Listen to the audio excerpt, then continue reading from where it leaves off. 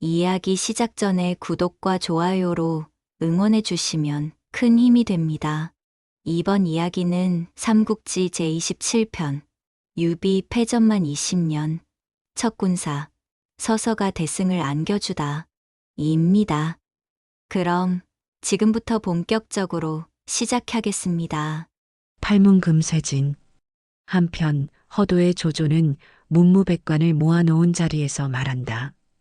형주의 유표가 고질병이 도져 일어나지 못하는 바람에 형주의 군사는 채무가 모두 장악했다는군.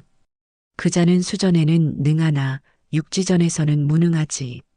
그와 동시에 유비는 신야에서 군마를 모으며 나날이 군세를 확충하고 있다는군. 이제 나는 형주를 공격해 유비를 정벌할 생각이네. 그러자 조조의 아들 조비가 앞으로 나와 읍하며 말한다. 아버님, 지금 형양은 가을 장마철이라 기병전에는 불리할 것입니다. 하오니 장마가 끝날 때까지 기다리셔야 하옵니다. 조조가 흐뭇한 미소를 지으며 말한다. 너도 많이 발전했구나. 천문지리의 중요성도 알다니. 문무백관들은 조조의 말에 모두 고개를 끄덕이며 미소를 머금는다. 그리고 조조의 말이 이어진다. 허나 형양의 가을장마는 곧 끝난다. 허도에서 형양까지는 닷새가 걸릴 터. 우리 군사가 형양에 도착할 즈음이면 장마도 끝나고 땅도 다 마를 것이야. 그러니 기병전을 펼치는데 아무 문제가 없지. 그렇지? 조비가 허리를 굽혀 대답한다. 네. 아버님 말씀이 맞습니다. 진군하는데 소요되는 시간을 미처 생각하지 못했습니다. 조조가 웃으며 조비를 바라본 뒤 외친다. 조인, 명을 받으라. 조인은 즉시 앞으로 나서며 대답한다. 예. 조인을 주장으로 삼고 이전을 부장으로 삼아 정예병 5만을 이끌고 번성에 주둔하라. 형양 각 군을 감시하고 내 명령을 기다렸다가 신야를 공격한다. 이전 또한 앞으로 나와 조조의 명을 받든다. 조조의 말이 끝나자 두 장수는 동시에 두 손을 올려 복명한다. 명을 받드옵니다. 조조의 명령이 이어진다. 지금부터 정예군을 선별해 군사를 정비하라. 내일 출발한다. 네, 네.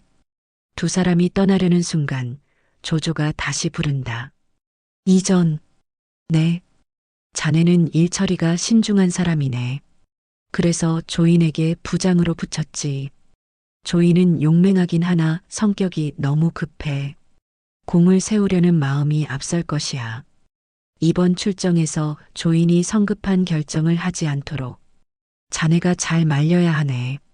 네. 유비의 병력은 적지만 만만치 않네. 번성에 주둔하면서 유비군의 허시를 잘 파악한 뒤에 병사를 움직여야 하네. 알겠습니다. 그럼 가보게. 네. 조인과 이전이 이끄는 5만 군사는 닷새 만에 신야성을 지척에 둔 번성에 도착하였다. 그리하여 성문이 열리고 대군이 입성하려고 할 때에 선두의 조인이 부장, 이전에게 말했다. 성문이 열렸으니 자네는 들어가 쉬고 있게. 나는 병사를 이끌고 신야를 탐색하러 가겠네. 그러자 이전은 척후대를 보내실 일이지 직접 가시려고 하십니까? 하고 성급한 결정을 하는 조인을 말렸다.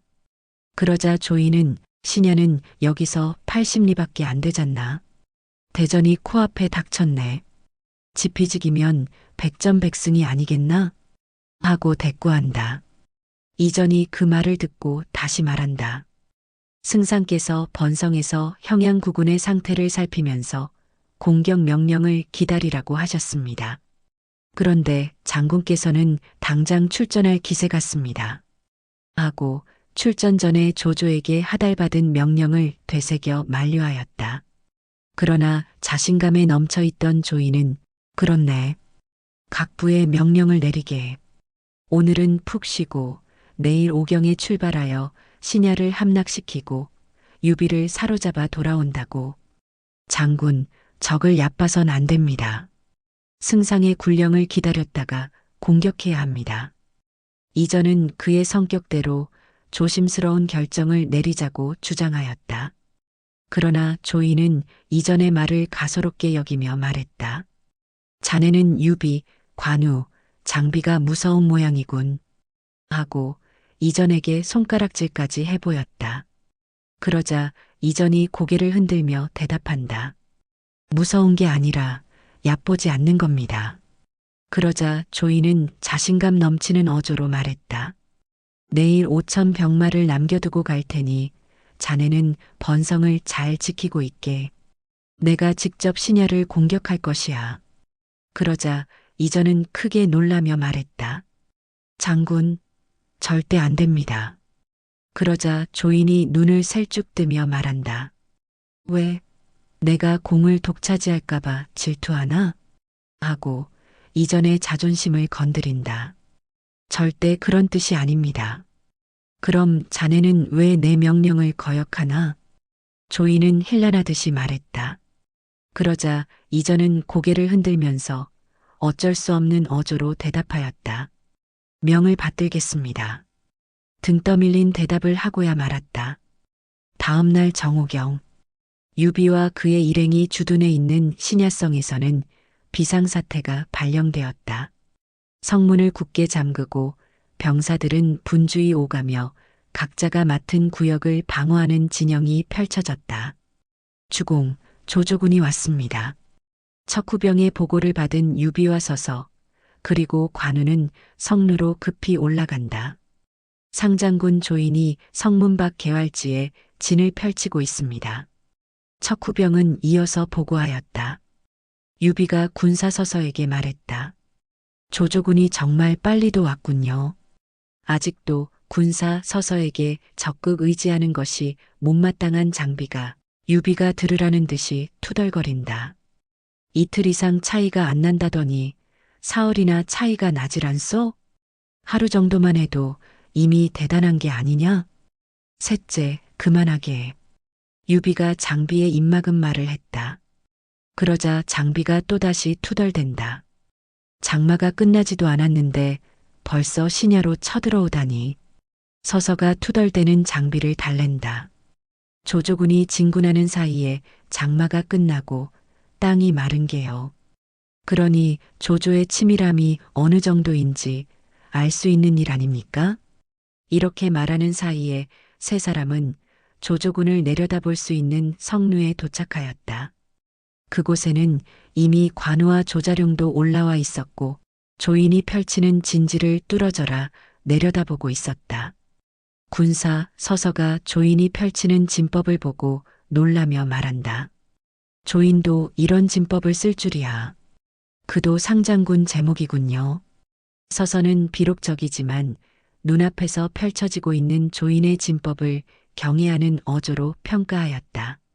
진법이 펼쳐지는 와중에 조조군의 한 장수가 달려나와 성루를 향해 소리친다. 산돼지나 잡아먹던 백정놈과 돗자리나 짜먹던 놈들이 조인 장군의 진법을 알아보겠는가? 어서 성을 나와 한판 붙어보자. 성이 함락되면 한 놈도 남김없이 죽을 줄 알아라. 뭐라고? 저 못된 망나니 같은 놈이. 장비가 콧김을 씩씩 내뿜으며 화를 냈다. 주공, 싸움을 받아주지 마십시오. 군사 서서가 유비에게 말한다. 그리고 이어서 적이 공격해 온다면 활로써 진영의 양쪽 날개를 공격하면 됩니다. 정오가 지나 기세가 누그러지면 다시 방법을 강구하겠습니다. 적이 당장 공격할 모양인데 기다려야 합니까? 장비는 군사의 작전 지시에 의문을 갖고 물었다. 그러나 유비 자신도 군사 서서의 실력을 직접 확인한 바 없었기에 그의 주장에 의문이 들었다. 하지만 이제 와서 잘잘못을 따질 계제는 아니지 않은가? 그리하여 군사 서서가 시키는 대로 조언을 부른다. 자룡, 군사의 말씀대로 적의 진영 양쪽을 공격할 궁수를 배치하라. 예. 조자룡이 군사들을 배치하기 위해 달려갔다. 이런 상황을 옆에서 지켜보던 관우의 입에서는 한탄의 소리가 저절로 튀어나왔다. 망했군. 군사는 조인의 진법을 아예 모르고 있어. 그러게 말이오. 왜 우리까지 싸우지 말고 기다리라고 하는 게야. 장비도 맞장구 치면서 투덜거렸다. 그러면서 마지막에는 겁쟁이 하고 투덜거렸다. 서서는 조조의 진영을 말없이 한동안 바라보다가 주공, 날이 더우니 들어가 차나 드시지요. 하고 눈앞의 적들의 공격 준비를 보면서도 한가한 소리를 한다. 유비는 어쨌거나 서서에게 군사의 대임을 맡기고 믿기로 한 이상 좋소? 하고 대답하며 먼저 내실 쪽으로 걸음을 옮겼다. 성 밖에선 계속해 성을 향한 악다구리가 터져나왔다. 쥐새끼 같은 놈들아 어서 나와라. 겁쟁이들 얼른 기어 나와라. 으이구 저걸 그냥. 열혈 대장부 장비는 그 소리를 듣고 이를 부드득 갈았다. 한편 내실로 자리를 옮긴 서서는 조조군이 주둔한 번성은 500년이나 된 고성입니다. 제가 예전에 그 성에 올랐을 적에 성루 서쪽 귀퉁이에 부채만큼 큰 영지가 자란 걸 봤습니다. 붉은 빛을 띤 검은색 영지는 매우 진귀한 것이지요. 하고 지금 목전에 화급하게 진행되는 적의 공격 준비와는 전혀 다른 말을 하는 것이 아닌가. 유비도 그에 걸맞게 화답해 보는데 해마다 전쟁인지라 그 영지가 아직 남아있을지 모르겠구려. 그렇군요. 아직 있다면 조만간에 따서 드실 수가 있을 겁니다. 그리고 하고 군사 서서가 여기까지 말했을 때 관우, 장비, 조자룡 등의 세 사람이 불만이 가득한 표정으로 불쑥 내실로 들어왔다. 거두절미하고 관우가 예의 퉁명스런 어조로 묻는다. 군사, 차는 다 드셨소? 정오가 넘었소. 적을 깨뜨릴 방책은 다 생각하셨소? 장비가 이어서 불만 어린 어조를 내뱉었다. 그러자 문득 군사서서가 바둑돌을 집어들었다. 그리고 자신의 탁자에 하나씩 올려놓으며 적장 조인이 펼친 지는 팔문금쇠진이란 것입니다. 팔문이란 것은 휴, 생, 상, 두, 경, 사, 경, 개의 8문을 말하는 것인데 생문, 경문, 계문으로 들어가면 기라고 상문, 경문, 휴문으로 들어가면 다치고 두문, 사문으로 들어가면 백전백패가 되는 것입니다. 이지는 본래 손빈이 창안한 것이나 여러 병법가들을 거치며 발전에 변화가 있었습니다. 진 가운데 있는 누대를 용안이라 하는데 이건 훗날 덧붙여진 것입니다. 유비도 관우도 장비도 조은도 군사 서서가 흰색 바둑돌 8개를 차례로 탁자 위에 올려놓으며 적이 펼치고 있는 그들이 처음 보는 진법을 설명하며 마지막 검은 돌을 한가운데 올려놓자 입을 다물고 군사 서서의 말 한마디와 손짓 하나하나에 눈길이 쏠렸다. 군사 서서가 좌중을 돌아보며 계속 말한다. 하지만 조이는 이진의 형세와 진법만 배웠을 뿐 자세히 살펴보니 핵심은 익히지 못했더군요. 이진을 깨는 데는 용감한 장수 한 사람과 500명의 군사만 있으면 됩니다. 서서는 이렇게 말하면서 바둑돌 하나를 옮기면서 계속해 말을 한다. 동남에 있는 생문으로 쳐들어가서 서쪽 방향의 경문으로 나온다면 적을 크게 격파할 수 있습니다. 그러자 이때까지 두렁두렁한 눈을 뜨고 군사 서서의 바둑돌 움직임을 유심히 바라보던 장비가 내가 가겠소 하고 자신감에 넘친 자원의 소리를 하였다.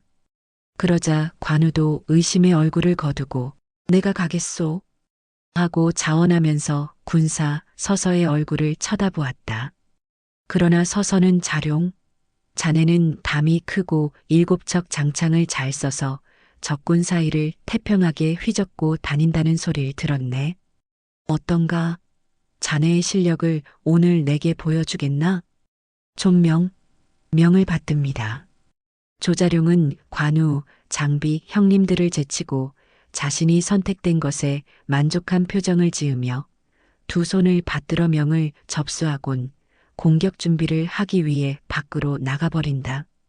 장비가 자리를 떠나는 조은의 뒷모습을 보고 돌아서며 군사, 일부러 날 약올리는 거요? 하고 따져 물었다. 그러자 서서는 두 손을 올려 보이며 어찌 감히 그러겠소.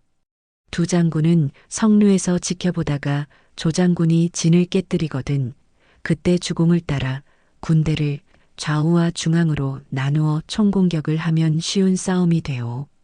좋아. 유비가 여기까지 듣고 나서 자리에서 일어나며 소리쳤다. 그리고 수아를 부른다. 여봐라. 내 갑옷을 가져와라. 이윽고 육중한 신야성 성문이 활짝 열리며 조자룡을 필두로 500명의 철기군이 쏟아져 나왔다.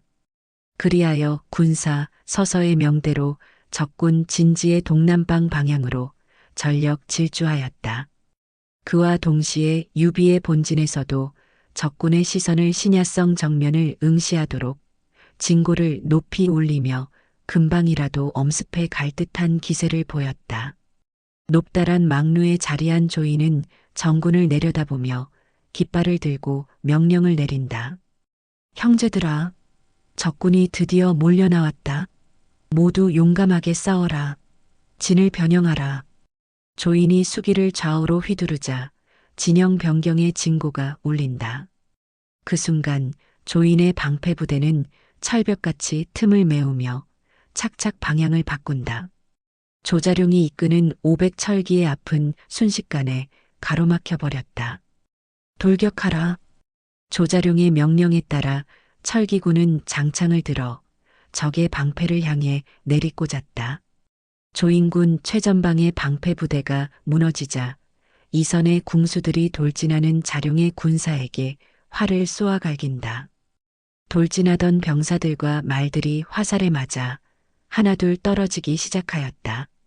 그 순간 조인의 2차 방패부대가 새롭게 진을 펼쳐 조자룡의 길을 막는다. 그러나 용감한 조자룡과 그의 병사들은 아랑곳하지 않았다. 그들은 방패를 뛰어넘으며 적의 한가운데로 돌진하였다. 조자룡의 장창은 바람개비처럼 사방팔방 상하좌우 전우로 휘몰아치며 풀을 베듯 적들을 쓰러뜨렸다. 조자룡이 지나간 자리엔 새로운 길이 생겨버렸다. 그 길을 따라 자룡의 군사들은 물밀듯이 적진 깊숙이 파고들었다. 다급해진 조인이 용안 주변에 새로운 방어막을 쳤다. 몇몇 자룡 군사들이 적의 장창에 걸려 말에서 떨어졌으나 그것도 잠시였다. 조자룡이 적군의 방어막 위를 말발굽으로 차고 오르자 진영은 무너지기 시작한다. 뽀얀 먼지, 양군에서 울려 퍼지는 진고 소리, 병사들의 아우성, 신야성 앞 벌판은 함성과 비명으로 천지가 진동할 듯 요란하였다. 용감무쌍한 자룡의 군사들은 조자룡을 따라 팔문금쇠진의 동남방으로 돌입했다. 드디어 진영의 중심 용안에 이르자 군사들은 서쪽 경문 방향으로 틀어 빠져나가기 시작하였다. 용안 누대에 올라선 조이는 군사를 독려하며 소리친다. 형제들아, 물러서지 마라. 버텨라. 버텨. 그러나 독려하던 중 어디선가 날아든 칼에 왼쪽 팔을 베이고 만다. 장군, 조인의 수행 군사들이 급히 그를 둘러싼다. 그때 성루에서 상황을 지켜보던 군사 서서는 자룡이 군사들이 팔문금쇠진을 깨고 용안에 접근하자 건의하였다. 관우와 장비를 좌측과 중앙으로 그리고 유비는 우측 방면으로 출격시키자는 것이었다. 알겠소. 관우, 장비, 유비는 성문을 열고 군사를 3대로 나누어 조인군을 정면으로 공격하였다. 주장 조인의 한가운데가 뚫리자 신야성을 향해 대치하던 조인군은 자룡의 후방 공격으로 불안해져 제대로 싸우지 못했다. 그리하여 점점 수세에 몰렸고 결국 유비관우, 장비가 휘두르는 쌍고검, 청룡 언월도 장팔 3호의 추풍낙엽처럼 쓰러져 나갔다. 특히 오랜만에 전장에 나선 관우와 장비는 그동안의 휴식기가 무색할 만큼 더욱 강해져 있었다. 동쪽을 치고 서쪽을 치고 좌충우돌 전우좌우. 거침이 없었다. 관우의 청룡 언월도는 한 번 휘두를 때마다 적군의 방패 10여 개가 한꺼번에 잘려나갔다. 장비의 장팔 3호는 바람개비처럼 돌며 하늘로 치솟을 듯 붕붕 울렸다. 잔잔한 호수에 파장이 퍼지듯 적군을 모조리 베어냈다. 안 되겠다. 후퇴하라. 후퇴. 조이는 마지막까지 버티다가 진영이 완전히 무너지자 후퇴를 명한다. 그러나 그를 따라 나섰던 4만 5천 군사는 거의 전멸한 뒤였다. 조이는 겨우 수백 기만 수습하여 번성으로 돌아갔다. 그리하여 왼쪽 팔에 상처를 치료하는 중에 부장 이전이 들어왔다. 장군, 상처는 좀 어떠시오? 별거 아니네. 이전, 자네 말이 맞았네. 내가 적을 너무 얕봤어. 조이는 자신을 치료하던 군의병을 내보내버리고 다시 말한다. 유비수아에 그런 능력자가 있다니. 감히 내 팔문금쇠진을 깨뜨려? 조이는 자기 옆에 있던 집기를 바닥에 집어 던지며 흥분했다. 이전이 건의조로 말한다. 장군, 군을 번성에 계속 주둔케 하고 적의 동태를 승상께 보고하도록 합시다. 그리고 승상의 대군이 도착한 뒤에 다시 신야성을 공격합시다. 신야 같은 총구석에 승상께서 직접 나서시게 한단 말인가? 오늘의 패전보는 승상께 보고하지 말게. 내가 오늘 밤 신야를 공격한 뒤에 다시 보고하도록 하지. 예? 신야를 야습하시겠다는 말씀입니까? 이전은 조인의 말을 듣고 깜짝 놀랐다. 조인이 자리에서 일어나며 결연한 어조로 말한다. 그렇다네. 유비는 방금 이겼으니 지금쯤 기뻐서 어쩔 줄을 모르겠지. 우리 군은 패배한 데다 나도 부상을 입었으니 경거망동하지 않을 거라 생각하겠지. 허나 나는 그 허점을 파고들어 신야를 야습하겠네. 오늘 밤은 승리에 도취해 자만에 빠져 있을 유비를 공격할 절호의 기회야. 장군, 적을 얕봐선 안 됩니다. 유비 옆에는 현인이 있으니 분명 방비가 있을 겁니다. 이전은 조인의 주장을 적극적으로 만류하였다. 그러자 조인은 이전, 그렇게 간이 작아서 무슨 싸움을 한단 말인가?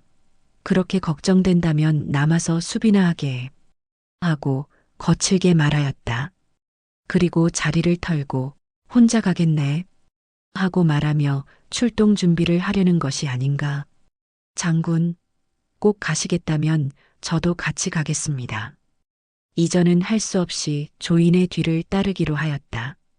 좋아, 그렇다면 남은 군사 5천 중 1천 군사로 나와 20리 거리를 두고 따라오며 방비하게 하고 자신은 애초에 허도를 출발할 때 몰고 온 군사 5만 중에 번성에 남겨두고 갔던 5천 군사 중에 4천을 데리고 신야를 야습하기 위해 먼저 출발하였다. 한편 그 시간 신야성에서는 한바탕 승리의 환호성이 일었다. 팔문금쇠진이라더니 자룡이 한번 쓸고 지나가니 완전 곤죽이 되더구만. 장비가 신이 나서 큰 소리로 떠들었다. 관장군 공격에 조이는 누대에서 떨어졌잖소? 목숨이나 건졌는지 모르겠소. 송건도 신이 나서 한마디 했다. 조조의 정예군이 고작 이 정도일 줄이야. 장비가 걸걸한 웃음을 머금은 소리를 이어서 하였다. 유비가 흐뭇한 미소를 머금고 이들의 소리를 들으며 뒤로 돌아서서 하늘을 올려다 보고 있는 군사 서서를 부른다.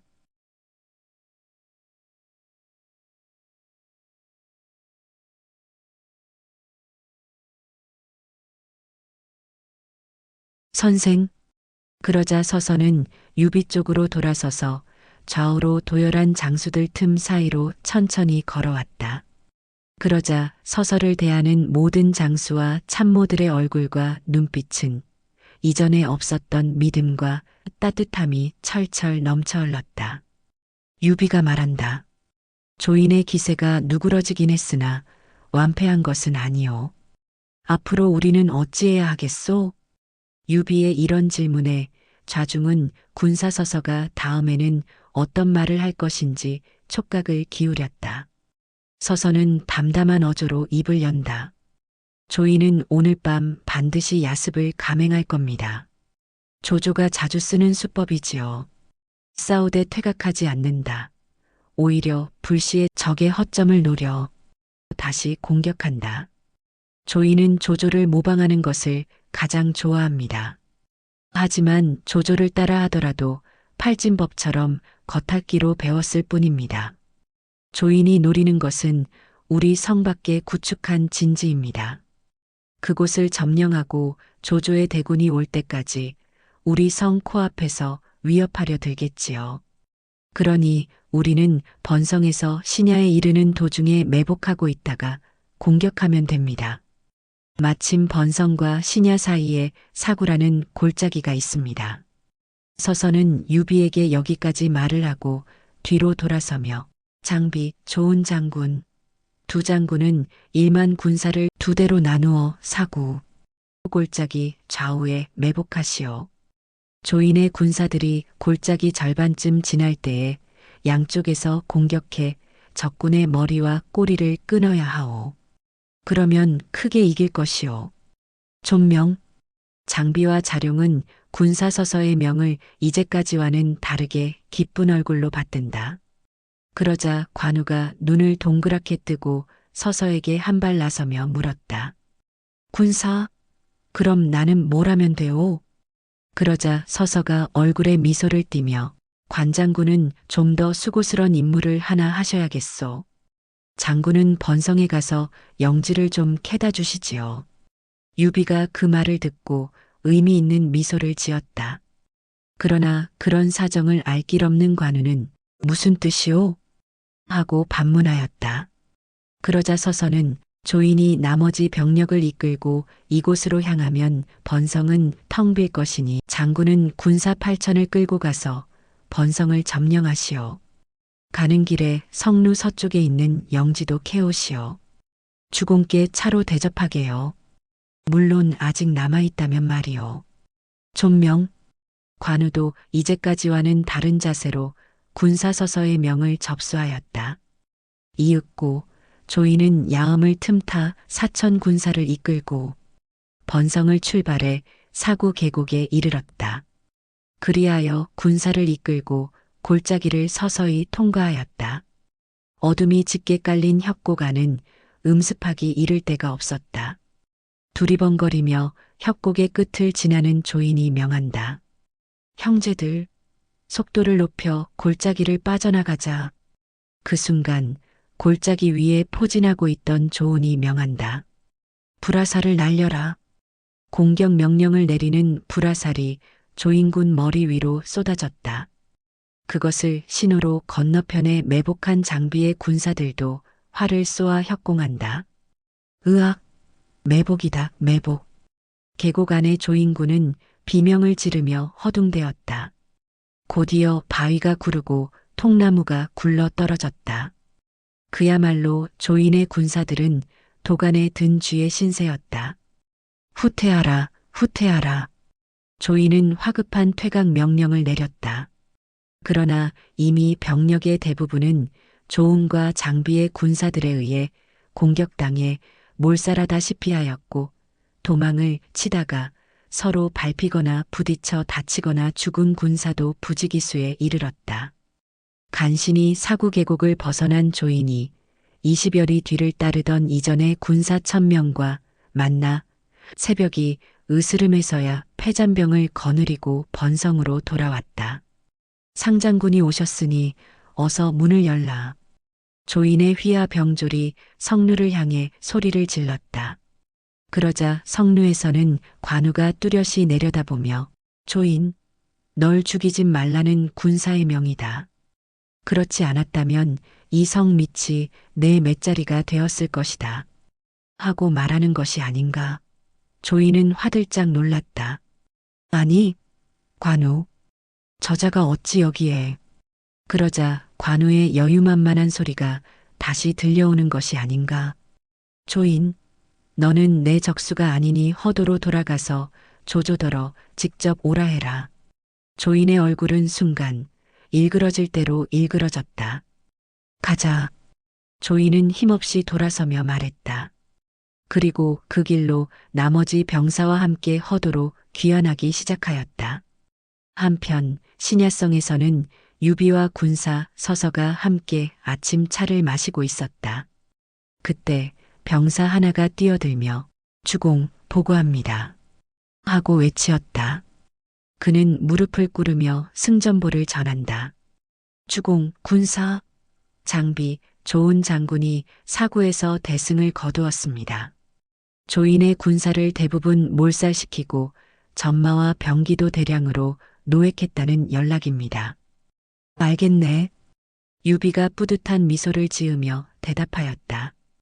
보고병이 나가자 곧바로 또 다른 보고병이 뛰어든다. 보고 드립니다. 주공, 군사. 조인이 허창으로 도망쳤습니다. 남은 병사는 후방을 경계하던 이전이 데리고 있던 1000여 명이 간신히 넘는다고 합니다. 알겠네.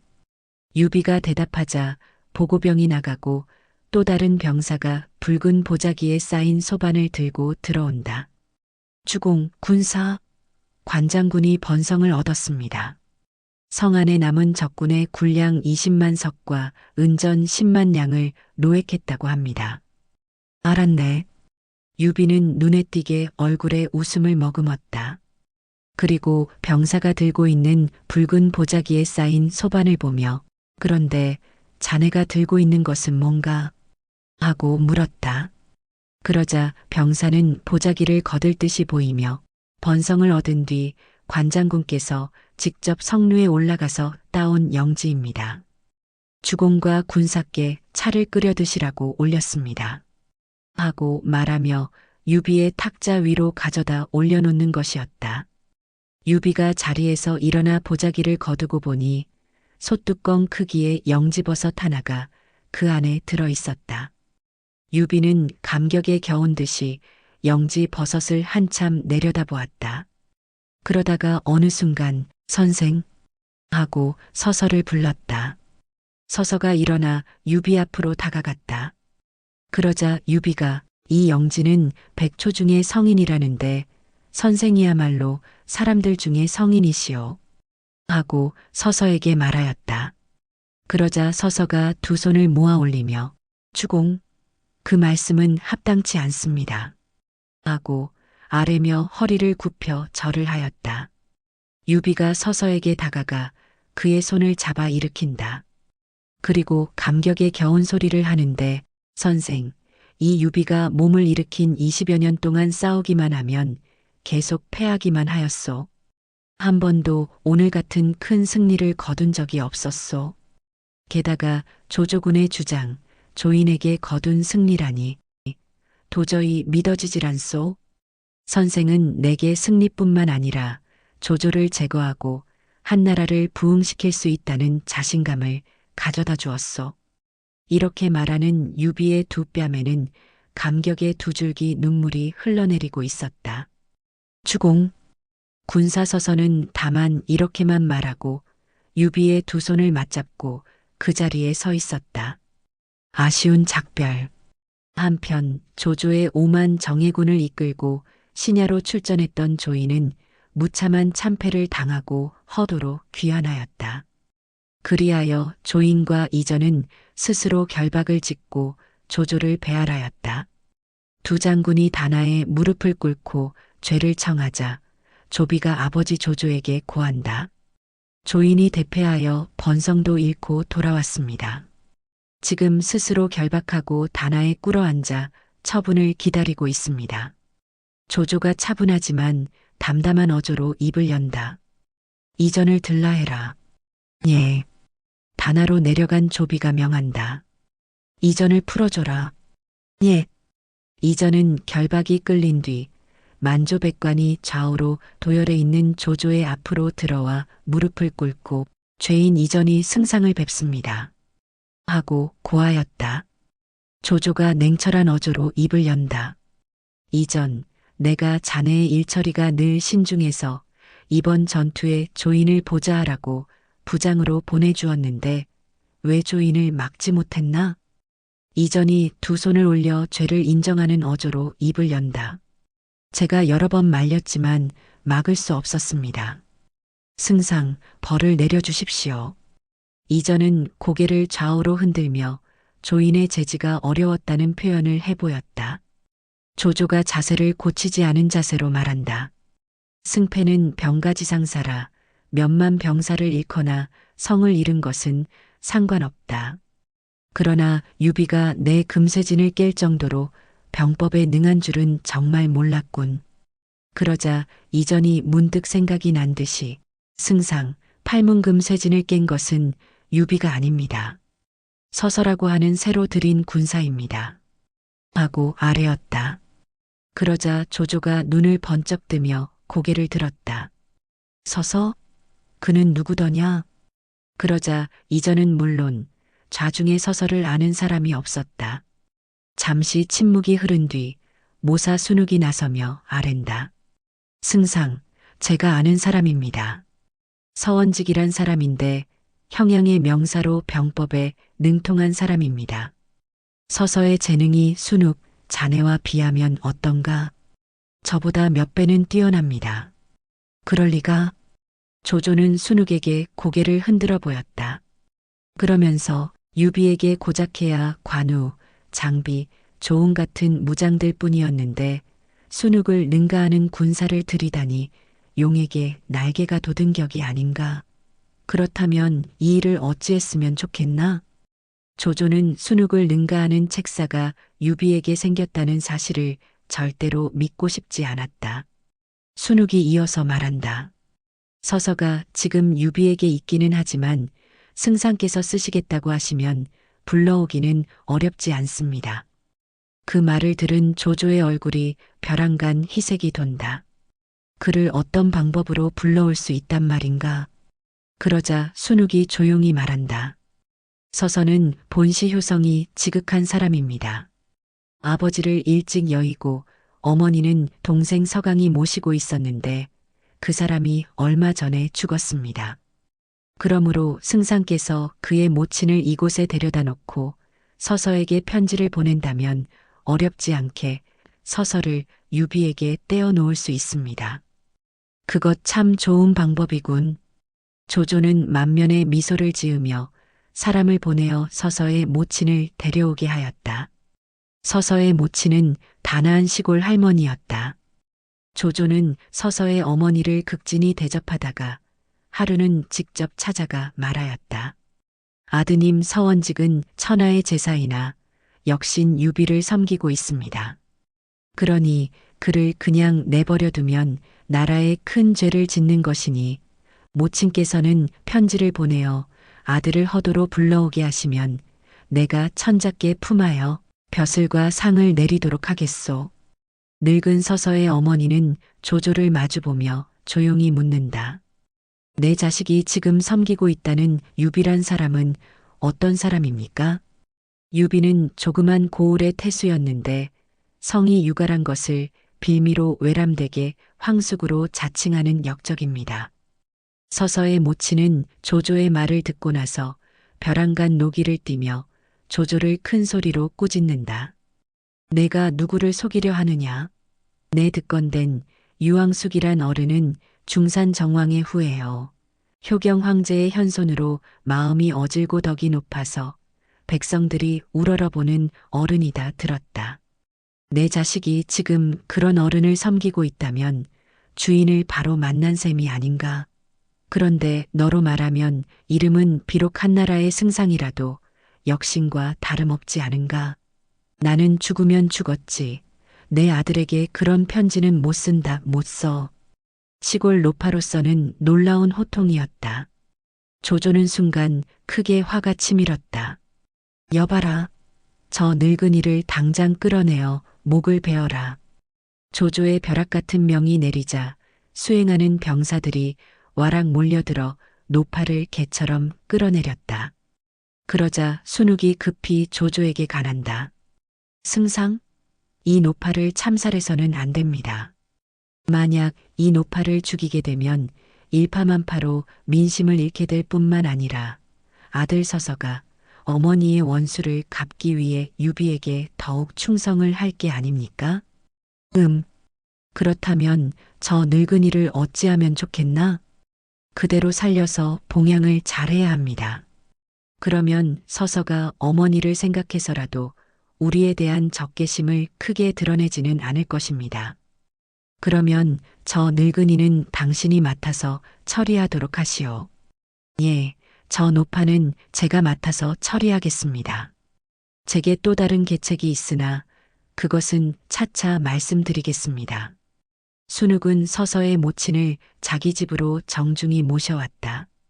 서서와 저는 어려서부터 친한 교분을 나누고 있는 터입니다. 저는 옛날을 생각해서 어머니를 친어머니처럼 모시겠습니다. 고마운 말씀이요. 이런 것을 안다면 내 아들이 얼마나 고마워하겠소. 서서의 어머니는 죽을 뻔한 자신을 구해주고 따뜻한 친절을 베풀어주는 순욱에 감격해 마지 않았다. 그러나 서서의 어머니는 순욱의 집에서의 사치스러운 생활을 좋아하지 않아서 산중에 조그만 집을 따로 한 채 잡아주기를 원하였다. 순욱은 노파의 소원대로 조용하고 깨끗한 초당을 따로 마련해서 무슨 일에나 불편이 없도록 보살펴 주었다. 그런 뒤에는 때때로 좋은 음식과 훌륭한 옷감을 정중한 편지와 함께 보내주었다. 서서의 모친은 그것이 무서운 계획인 줄도 모르고 물건과 편지를 받고 나면 자기도 감사의 답장을 친필로 써보내곤 하였다. 순욱은 그 필적을 본받아 서서의 모친이 아들에게 보내는 가짜 편지를 쓰게 하여 믿는 사람을 시켜 은밀히 서서에게 보냈다. 옛부터 중국 사람들은 위조하는데 천재성을 가졌다. 그 편지는 이런 내용이었다. 서야, 그간 별거 없느냐? 나는 내 아우 강이 죽은 뒤로 무척 외롭게 지내며 이웃에게 밥을 빌어먹던 중에 뜻밖에도 조승상이 나를 허도로 데려다가 내가 조정을 배반한 유비를 돕는다 하며 옥에 가둔 것을 천만다행으로 순욱의 도움으로 옥살이를 면하게 되었다. 만약 지금이라도 내가 나를 찾아온다면 내 목숨이 보존되겠으니 너는 이 글을 보는 대로 이 어미를 곧 찾아가 주기 바란다. 어느 날 유비가 서서의 거처를 찾았다. 그리하여 문을 들어서는데 서서의 대성통곡하는 울음소리가 들리는 것이 아닌가. 아이고 어머니, 으흐흐흑. 이 불효자식 때문에 어쩐 고생이십니까? 유비가 깜짝 놀라며 서서의 방으로 뛰어들었다. 방 안에 들어가니 서서는 한 통의 편지를 부여잡고 눈물과 콧물을 쏟아내며 대성통곡을 하고 있었다. 선생, 무슨 일이오? 유비가 다급하게 물었다. 그러자 서서가 유비에게로 달려오며 주공, 제 아우 서강이 세상을 떠났습니다. 환갑을 넘은 어머님을 봉양할 사람이 없어 구걸을 하고 계셨답니다.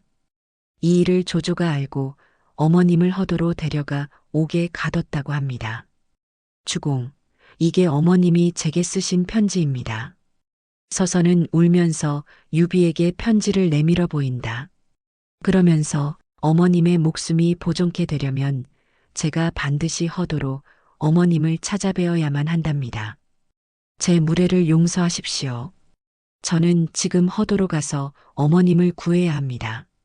서서는 유비에게 절을 해보이고 그대로 밖으로 나가려 한다. 선생, 잠깐. 유비가 황급히 서서를 만류한다. 선생, 잠깐 기다리시오. 조조가 아무리 간악해도 죄 없는 육순 노인을 계속 옥에 가둬두진 않을 것 같소? 우선 진정하시고 어머님을 구해낼 방법을 생각해 봅시다. 아니요. 당장 허도로 가겠습니다. 이 편지도 자세히 보니 어머님이 친히 쓰신 친필 편지가 틀림없습니다. 주공, 용서하십시오.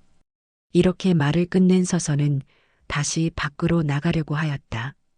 유비가 얼른 그의 손을 잡으며 이건 조조의 관계인지도 모르오. 하고 말하자 서서는 고개를 흔들며 저도 그런 생각을 안 한 것은 아닙니다. 하지만 그렇다 해도 가야 합니다. 주공, 절 보내주십시오. 서서는 유비를 향해 절을 해보이며 사정했다. 그 순간 유비가 자리에 그대로 털썩 주저앉았다. 아! 유비의 한탄이 입에서 튀어나왔다. 그러자 서서가 그 앞에 무릎을 꿇어앉는다. 주공, 자식된 도리로 어머님이 고생하시는 걸 어찌 보고만 있겠습니까? 또 이런 상황에서는 제 마음이 어지러워 주공을 제대로 보좌할 수가 없습니다. 주공, 이 모든 것이 하늘의 뜻입니다.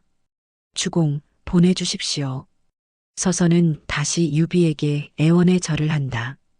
참담한 표정의 유비가 서서의 팔을 잡고 일으킨다. 그리고 밖을 향하여 여봐라, 말을 준비하라 하고 명하였다. 예. 유비는 신야성 밖 멀리까지 서서의 전송을 나왔다. 두 사람은 서로의 손을 잡고 작별을 아쉬워하였다. 주공, 천리를 배웅하더라도 언젠가는 헤어져야 하지요. 이제 그만 들어가세요. 유비가 서서의 그 말을 듣고 아쉬운 말을 털어놓았다. 선생, 이제 가면 언제 다시 만날 수 있겠소? 주공과의 만남은 제 평생 중 가장 기쁜 일이었습니다. 그런데 불행히도 이렇게 헤어지게 되었군요. 서서가 작별의 아쉬움을 눈물로 달랜다. 그리고 이어서 안심하십시오. 제가 허도로 가더라도 조조를 위해선 평생 어떤 계책도 내지 않겠습니다. 그저 어머님께서 천수를 누리시도록 곁에서 봉양하려 합니다.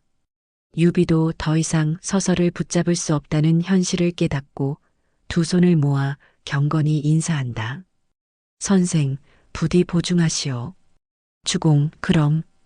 서서가 유비를 향해 절을 하자 그가 타고 떠날 말을 대령한다. 서서가 말에 오르자 유비가 어서 떠나라는 아쉬운 손짓을 해보인다. 서서는 뒤를 한번 돌아보고 앞으로 말을 달려나갔다. 유비는 그의 떠나는 뒷모습을 망연히 바라보고 있었다. 그러던 어느 순간 수행하는 군사들에게 버럭 화를 내는 것이었다. 여봐라. 네. 내일 저 앞에 나무를 전부 베어버려라. 예? 주공, 어째서 나무를 모두 베라 하십니까? 유비가 쓸쓸히 돌아서며 말한다. 떠나가는 서원직의 뒷모습을 가리지 않느냐. 너무도 애타는 유비의 대답이었다. 유비는 서서의 모습이 보이질 않자 성으로 돌아가기 위해 말이 있는 곳으로 돌아섰다. 그런데 등 뒤에서 그를 부르는 소리가 들린다. 주공. 그 소리는 서서의 목소리였다. 유비가 화들짝 놀라며 돌아섰다. 그리고 보니 조금 전 나무에 가려 보이지 아니하던 서서가 말을 타고 달려오는 것이 아닌가. 유비는 반가움에 한달음 서서의 앞으로 내달았다. 선생, 안 가시는 거요? 유비는 대뜸 이렇게 물었다. 그러나 서서는 아닙니다. 주공, 제가 경황 중에 중요한 것을 잊었습니다. 무슨 일이요? 형양성 밖 30리쯤 되는 곳에 융중이라는 곳이 있습니다. 그곳에 당대의 기재가 살고 있습니다. 그 사람을 얻으시면 주 문왕이 태공망을 얻거나 한 왕이 장량을 얻은 것과 다름이 없습니다. 그의 재주가 선생과 비해 어떻소? 저와 비교하자면 노새와 기린, 까마귀와 봉황을 비교하는 꼴이지요. 그는 천하를 다스릴 수 있는 인재이니 천하제일인이라 할 만합니다. 정말이요? 틀림없습니다. 그 사람은 성은 제갈이고 자를 공명이라 합니다. 와룡강에 살기 때문에 와룡선생이라고도 하지요. 와룡? 요 몇 년 동안 그의 친구들은 각각 조조나 원소, 공손창 같은 주인을 찾아갔습니다. 공명을 얻고 대업을 이루기 위해서죠. 유일하게 공명만은 초야에 묻혀 지내며 아무런 움직임이 없습니다. 왜 그렇소? 저도 공명에게 왜 그러는지 물었습니다. 공명이 웃으며 말하길 조조, 원소, 공손창 같은 무리는 자신의 주공이 될 자격이 없다고 했습니다. 그럼 천하에서 자네의 주군이 될 만한 사람이 누구인가 물었더니 아마 없을 거라며 탄식을 했습니다. 주군을 찾느니 자신을 위해 주군을 만드는 게 낫겠다고 했지요. 주군을 찾느니 자신을 위해 주군을 만드는 게 낫다. 그런 말은 한 번도 들어본 적 없소. 이 세상에 그런 때 현인이 있었다니. 유비가 놀라움을 금치 못하자 서서는 이제까지 그 사람을 청거하지 못한 것은 그의 뜻이 너무 커서 주공께서 실망하지 않을까 걱정되었기 때문입니다. 유비가 예를 표하며 말한다. 고맙소 선생. 유비가 목숨을 걸고서라도 반드시 공명 선생을 청하리다. 서서가 그 말을 듣고 고개를 흔든다. 어려울 겁니다. 하고 말을 하고 나서 곧 이어서 말한다. 주공께 행운이 따르길 바랍니다. 가보겠습니다. 고맙소 선생. 서서는 유비와 다시 한번 아쉬운 작별의 예를 나누고 말을 타고 떠나갔다. 그러자 유비는 떠나가는 서서의 뒷모습에 큰 절을 해보였다. 시청해 주셔서 감사합니다. 편안한 시간 되십시오.